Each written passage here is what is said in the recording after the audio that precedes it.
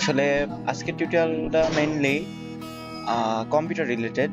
আমরা অনেকেই এটা জানি না সঠিকভাবে যে আমাদের পিসিতে বা কম্পিউটারে কয়টি কোর বা কয়টি প্রসেসর আসলে কাজ করছে। তো এটা নিয়ে আমরা অনেক সংশয় থাকি যে কয়টা প্রসেসর কাজ করছে।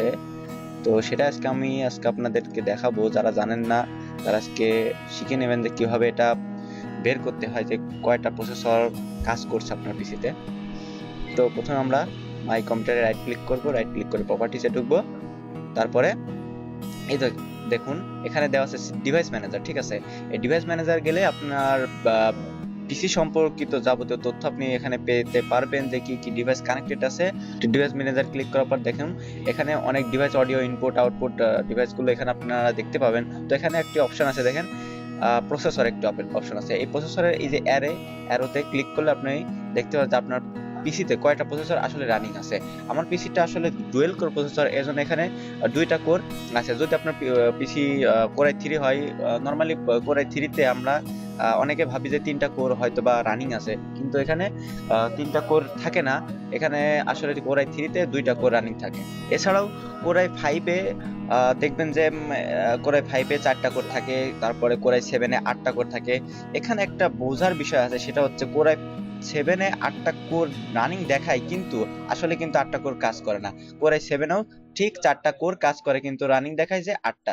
তো এভাবে আপনারা বের করতে পারবেন যে কিভাবে কয়টা প্রসেসর আপনার পিসিতে আসলে কাজ করতেছে। তো শুধু এভাবে বের করা যায় না, এটা আরেকভাবেও বের করা যায়। দেখুন উইন্ডোজ আর আমি ক্লিক করলাম, ক্লিক করার পরে এখানে যে আমি যদি টাইপ করি dxdiag, এরপর এন্টার চাপ দিলাম।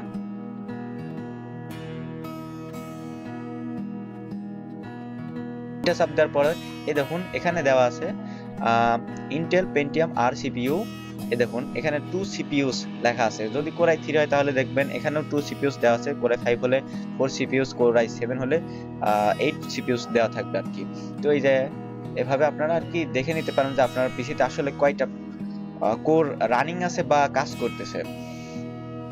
তো ঠিক আছে, এই ছিল আজকের ভিডিও। সবাইকে অনেক ধন্যবাদ ভিডিওটি দেখার জন্য। এই ভিডিওটি যদি আপনাদের ভালো লেগে থাকে তাহলে অবশ্যই আমার চ্যানেলটি সাবস্ক্রাইব করবেন, এবং সাবস্ক্রাইব করার সাথে সাথে আপনি আমার চ্যানেলের মেম্বার হয়ে যাবেন, এবং পাশে থাকা বেল আইকনটিতে ক্লিক করেন যাতে আপনি আমার চ্যানেলের নেক্সট আপডেট পেতে পারেন। অনেক ধন্যবাদ সবাইকে, টাটা।